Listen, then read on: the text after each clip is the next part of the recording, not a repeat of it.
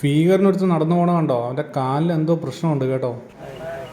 Farm നിറച്ച് മുതലാണ് കേട്ടോ, എവിടെ നോക്കിയാലും മുതലാണ്. എല്ലാ കൂട്ടുകാർക്കും ട്രാവൽ വാരീസിൻ്റെ ഒരു പുതിയ വീഡിയോയിലേക്ക് സ്വാഗതം. നമ്മളിതേ ഒരു യാത്രയിലാണ്. ഇന്ന് നമ്മുടെ യാത്ര എന്ന് പറയുന്നത് അമരാവതിയിലേക്കാണ് കേട്ടോ. അമരാവതിയിൽ ഫേമസ് ആയിട്ടുള്ള ഒരു സംഭവമുണ്ട്. നമ്മുടെ ഫോറസ്റ്റ് ഡിപ്പാർട്ട്മെൻറ്റ് കീഴിലൊക്കെയുള്ള അമരാവതി ക്രൊക്കഡൈൽ ഫാമിലേക്കാണ് നമ്മളിന്ന് പോകുന്നത്. അത് ഇന്ത്യയിലെ തന്നെ ഏറ്റവും വലിയ ഒരു ക്രൊക്കഡൈൽ നേഴ്സറി തന്നെയാണ് ശരിക്കും ഈ അമരാവതി ക്രൊക്കഡൈൽ ഫാം എന്ന് പറയുന്നത്. അപ്പോൾ 2 തവണ ഒരു ടിക്കറ്റ് എടുക്കണം കേട്ടോ. ആദ്യമേ നമ്മൾ ഇതിൻ്റെ അമരാവതി ഡാമിൻ്റെ ഉള്ളിലേക്കാണ് നമുക്ക് പോകേണ്ടത്.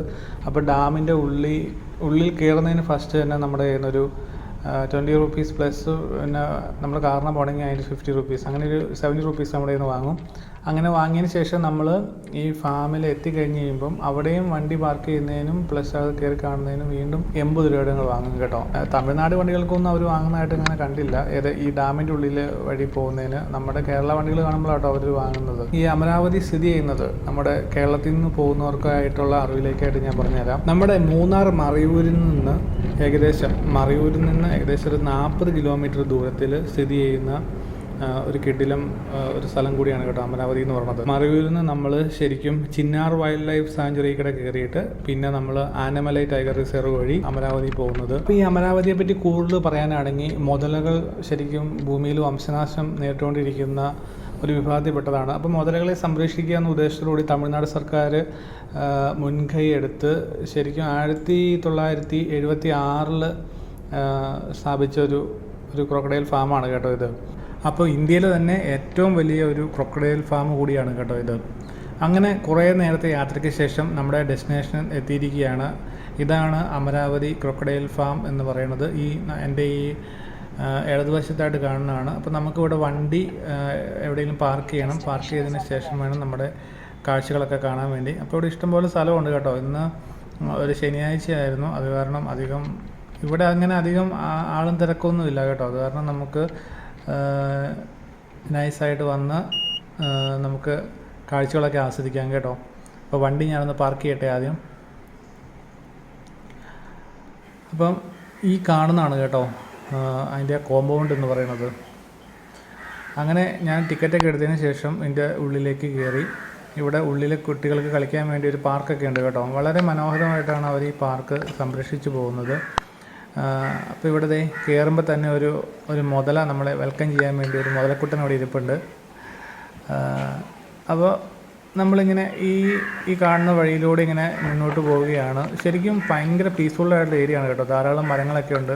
നട്ടുച്ച സമയമാണ്, എന്നിരുന്നാലും നല്ല തണലും നല്ല ഒരു തണുപ്പൊക്കെ ഉണ്ട് ഇവിടെ കേട്ടോ. കാരണം മരങ്ങൾ ഇഷ്ടം പോലെ ഉണ്ട്. അപ്പോൾ ഭയങ്കര റിലാക്സ്ഡ് ആയിട്ട് ഫാമിലി ആയിട്ട് വന്ന് കാണാം എന്നുള്ളതാണ് ഈ ഒരു സ്ഥലത്തിൻ്റെ പ്രത്യേകത എന്ന് പറയുന്നത്. അധികം ആളുമില്ല, തിരക്കുമില്ല, ഒന്നുമില്ല. അങ്ങ് ദൂരത്തെ ഒരു കൊമ്പനെ ഉണ്ടാക്കി വെച്ചേക്കുന്നത് നമുക്ക് കാണാൻ പറ്റും. നമുക്കതിന് മുമ്പ് ഫസ്റ്റ് തന്നെ ഇവിടെ കുറേ മുതല കൂടുകളുണ്ട് കേട്ടോ. അപ്പോൾ നമുക്ക് ഫസ്റ്റ് ഇതിൻ്റെ ഉള്ളിൽ കയറി നോക്കാം ഇവിടെ എന്നാ സംഭവം എന്ന് കേട്ടോ. ഈ മുതലകളെയൊക്കെ ഭിത്തിയിലൊക്കെ ഇവിടെ കൊത്തിയൊക്കെ വെച്ചിട്ടുണ്ട് കേട്ടോ. ഇങ്ങനെ ഡിസൈൻ ചെയ്തൊക്കെ വെച്ചിട്ടുണ്ട്. അപ്പോൾ കണ്ടില്ലേ, ഈ കാണുന്നതാണ് നമ്മൾ ചുമ്മാ ഇങ്ങനെ കോഴിക്കൂട് പോലെ ഇങ്ങനെ ഓരോരോ തട്ടായിട്ട് തിരിച്ചിങ്ങനെ ഇട്ടേക്കുവാണ് കേട്ടോ. അപ്പോൾ നമ്മളിത് ഫസ്റ്റ് ഇതാണ്. ഇവിടെ ഒരുത്തനെയാണ് കാണുന്നുള്ളൂ. പിന്നെ അടുത്തതിൽ ഇഷ്ടം പോലെ ഉണ്ടായിരുന്നു കേട്ടോ. ആ വെള്ളത്തിൽ തന്നെ കുറേ കിടപ്പുണ്ട്. വെള്ളത്തിലൊരു 5-8 പത്രം കിടപ്പുണ്ട്. പിന്നെ കരയിൽ ഒരു 3-4 ഇരിപ്പുണ്ട് കേട്ടോ. ശരിക്കും ഈ ഗ്രില്ല് കണ്ടിട്ട് ശരിക്കും ഞാൻ ഞെട്ടിപ്പോയി. കാരണം അങ്ങനെ അധികം ബലമൊന്നും ഇല്ലാത്ത ഗ്രില്ലാണ് കേട്ടോ. പക്ഷേ മുതലകളൊന്നും അങ്ങനെ കയറി എന്നാ പറയുക ഗ്രില്ലിലൊന്നും കയറി അറ്റാക്ക് ചെയ്യില്ലായിരിക്കും. പക്ഷേ അതുങ്ങളൊരു അടി അടിച്ച് കഴിഞ്ഞ് തെറിച്ച് പോകാമെന്നല്ലേ ഉള്ളൂ. നമുക്ക് വളരെ തൊട്ടടുത്ത് മുതലിനെ കാണാൻ പറ്റും കേട്ടോ. അതാണ് ഏറ്റവും വലിയ പ്രത്യേകത. നമുക്കതിൻ്റെ വാലൊക്കെ ഇങ്ങനെ വേണമെങ്കിൽ ടച്ച് ചെയ്ത് നോക്കാൻ പറ്റും. പക്ഷേ ആരും ആ റിസ്ക് എടുക്കാൻ പോവില്ല. കാരണം ഇതിൻ്റെ ഉള്ളിലേക്കൊക്കെ ഒരാൾ പെട്ട് കഴിഞ്ഞാൽ ഒരു അസ്ഥി കഷ്ണം പോലും കിട്ടൂല. കണ്ടോ, അങ്ങനെ പ്രതിമ പോലെ കിടക്കുകയാണ് കേട്ടോ. എല്ലാം നമ്മൾ പ്രതിമയാണെന്ന് വിചാരിച്ചു പോകും. അതേപോലെയാണ് ഇവിടെ മുതലുകൾ കിടക്കുന്നത്. ഇങ്ങനെ ഓരോരോ കൂടുകളുണ്ട് കേട്ടോ. ഓരോ കൂടുകളിലും ധാരാളം മുതലുകളുണ്ട്. നമ്മളിപ്പോൾ ഒരു മൃഗശാലയിലൊക്കെ പോയി കഴിഞ്ഞ് കഴിഞ്ഞാൽ 1-2 മുതലുകളെ അല്ലെങ്കിൽ 5-6 മുതലുകൾ മാക്സിമം കാണാൻ പറ്റും. ഇവിടെ പക്ഷേ നിറച്ച് മുതലുകളാണ്. എല്ലാ കൂട്ടിലും ഇഷ്ടംപോലെ മുതലുകളാണ് കേട്ടോ. എല്ലാ കൂടുകളിലും ഉണ്ട് കേട്ടോ. ഓരോ കൂടുകളിലും ധാരാളം മുതലുകളെ ഇട്ടിട്ടുണ്ട്. ഇതുങ്ങൾക്കൊക്കെ എങ്ങനെ ഫുഡ് കൊടുക്കുമെന്നാണ് എൻ്റെ ഏറ്റവും വലിയ സംശയം. കാരണം ഇത്രയും മുതലുകൾക്ക് എന്തോരം തീറ്റ കൊടുത്താലല്ലേ. മിക്കവാറും കോഴിയും അങ്ങനെയുള്ള സംഭവങ്ങളൊക്കെ ആയിരിക്കും മെയിനായിട്ട് ഇവർക്ക് കൊടുക്കുന്നത്. എന്നാലും എല്ലാം നല്ല എന്നാ പറയണേ നല്ല സൈസ് മുതലുകളാണ് കേട്ടോ. ചെറിയ മുതലുകൾ തൊട്ട് വലിയ ഭീമാകാരന്മാരായ മുതലുകൾ വരെ ഇവിടെ ഉണ്ട്. കണ്ടു കഴിഞ്ഞ് കഴിഞ്ഞാൽ നമുക്ക് പ്രതിമയാണെന്ന് തോന്നത്തുള്ളൂ. അപ്പം പ്രതിമ പോലെയാണ് ഓരോ ഇങ്ങനെ എല്ലാവരും ഇങ്ങനെ വെയിൽ കാഞ്ഞിങ്ങനെ ഇരിക്കുകയാണെന്ന് തോന്നുന്നു. രാവിലത്തെ ഫുഡടിയൊക്കെ കഴിഞ്ഞിട്ട് വെയിൽ കാഞ്ഞിങ്ങനെ ഇരിക്കുകയാണ്. മണിക്കൂറുകളോളം ഇങ്ങനെ മുതലുകളിങ്ങനെ അനങ്ങാതിരിക്കുമെന്ന് ഞാൻ എവിടെയോ വായിച്ച് കേട്ടിട്ടുണ്ട്. കണ്ടോ ചെറിയൊരു അനക്കമുണ്ട് കേട്ടോ. അപ്പോൾ പ്രതിമയല്ല, അപ്പോൾ ചെറിയ അനക്കമുണ്ട്. കണ്ടിട്ട് തന്നെ പേടിയാണ് കേട്ടോ. ശരിക്കും നല്ലൊരു എക്സ്പീരിയൻസ് ആണ്. കുട്ടികളൊക്കെ ആയിട്ട് വന്ന് അടുത്ത് നിന്ന് കാണാൻ പറ്റുന്ന ഒരു ഇത്ര നല്ലൊരു മുതല ഫാം ഈ ഇന്ത്യയിൽ തന്നെ വേറെ ഉണ്ടോയെന്ന് എനിക്കറിയത്തില്ല. ഏതായാലും അതിമനോഹരമായിട്ടാണ് കേട്ടോ അവർ ഇതിനെ സംരക്ഷിക്കുന്നതും പിന്നെ ഈ ഇങ്ങനെ കൂടുകളായിട്ട് തിരിച്ചിരിക്കുന്നതെല്ലാം വളരെ മനോഹരമായിട്ടുണ്ട്. കണ്ടില്ലേ, ഇങ്ങനെ കുളത്തിൽ തന്നെ കിടപ്പുണ്ട്. ഒരു 10-12 കുളത്തിൽ ഇങ്ങനെ കിടപ്പുണ്ട്. ആ അടിയിലൊക്കെ ഇങ്ങനെ കിടപ്പുണ്ട് കേട്ടോ. ആ അടിയിലെല്ലാം കാണുന്നത് മുതലുകളാണ്, കിടക്കുന്ന എല്ലാം മുതലുകളാണ്. ഇവർ വെയിൽ കൂടുമ്പോഴാണെന്ന് തോന്നുന്നു വെള്ളത്തിലേക്ക് ഇറങ്ങി കിടക്കുന്നത്. കണ്ടു കഴിഞ്ഞാൽ ഞാൻ ആദ്യമേ പറഞ്ഞ പോലെ തന്നെ പ്രതിമകളെ പോലെ ഇങ്ങനെ കിടക്കുകയാണ്. എന്ത് സൗണ്ട് ഉണ്ടാക്കിയാലും എന്തോ ഒരു മൈൻഡും ഇല്ലാണ് കേട്ടോ. അങ്ങനെ നമ്മൾ ഒരു സൈഡിലെ കൂടുകളെല്ലാം കണ്ടതിന് ശേഷം നമ്മൾ ഒന്ന് പുറത്തിറങ്ങി അപ്പുറത്തെ സൈഡിൽ ഇതേ ഒരു വലിയൊരു കൂടിലേക്ക് വന്നിരിക്കുകയാണ്. ഇത് അത്യാവശ്യം വലുതാണ് കേട്ടോ.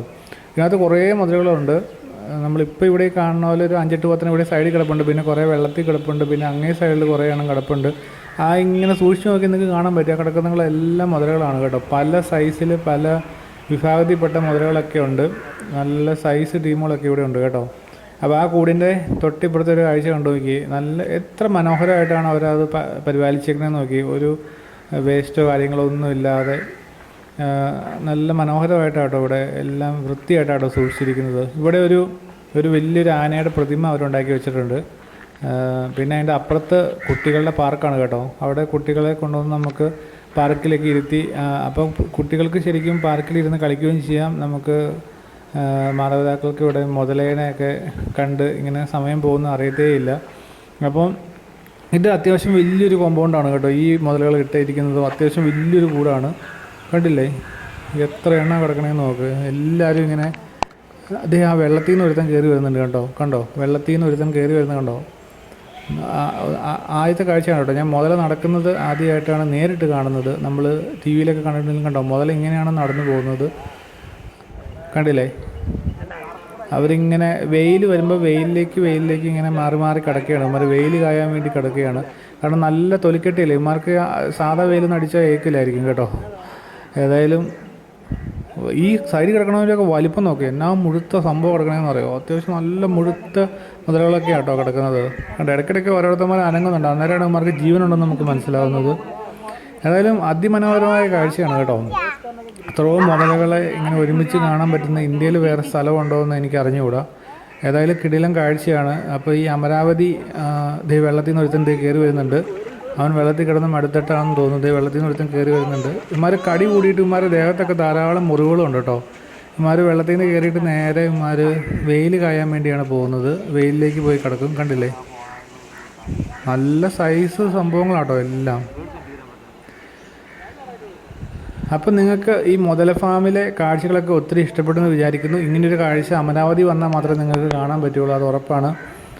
ഏതായാലും കിടിലൻ കാഴ്ചകളാണ് ഈ അമരാവതി ഈ ക്രൊക്കഡൈൽ ഫാമിലുള്ളത്. ഫോറസ്റ്റിൻ്റെ കീഴിലാണ് ഉള്ളത്. ഞാൻ ആദ്യമേ പറഞ്ഞത് തന്നെ നമ്മുടെ കേരളത്തിൽ നിന്നും ഒരിടത്തും ഇങ്ങനെയുള്ള കാഴ്ചകളും നമ്മൾ സൂവിൽ പോയി കഴിഞ്ഞ് കഴിഞ്ഞാൽ 1-2 മുതലുകളെയൊക്കെയാണ് കാണാൻ പറ്റുള്ളൂ. ഇവിടെ വന്നു കഴിഞ്ഞ് കഴിഞ്ഞാൽ 10-200 മുതലുകളെയൊക്കെ നമുക്ക് ഒരുമിച്ച് കാണാൻ പറ്റും.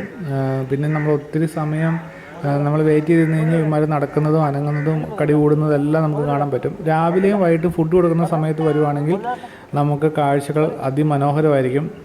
അപ്പോൾ ഈ ക്രൊക്കഡൈൽ ഫാമിൻ്റെ കാഴ്ചകളൊക്കെ ഒത്തിരി ഇഷ്ടപ്പെടുമെന്ന് വിചാരിക്കുന്നു. ഇനി വരുന്നത് തൊട്ടടുത്ത് തന്നെ അമരാവതി ഡാമിൻ്റെ കാഴ്ചകളൊക്കെ ഉണ്ട്.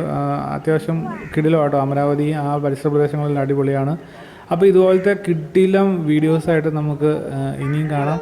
അപ്പോൾ ഈ വീഡിയോ ഇഷ്ടപ്പെട്ട് കഴിഞ്ഞ് കഴിഞ്ഞാൽ നിങ്ങൾ ഉറപ്പായും ലൈക്ക് ചെയ്യുക, ഷെയർ ചെയ്യുക. അതേപോലെ ചാനൽ സബ്സ്ക്രൈബ് ചെയ്യാത്ത എല്ലാവരും ഉറപ്പായും ചാനൽ സബ്സ്ക്രൈബ് ചെയ്യുക. അപ്പോൾ കിടിലം വീഡിയോ ആയിട്ട് നമുക്ക് ഇനിയും കാണാം കേട്ടോ.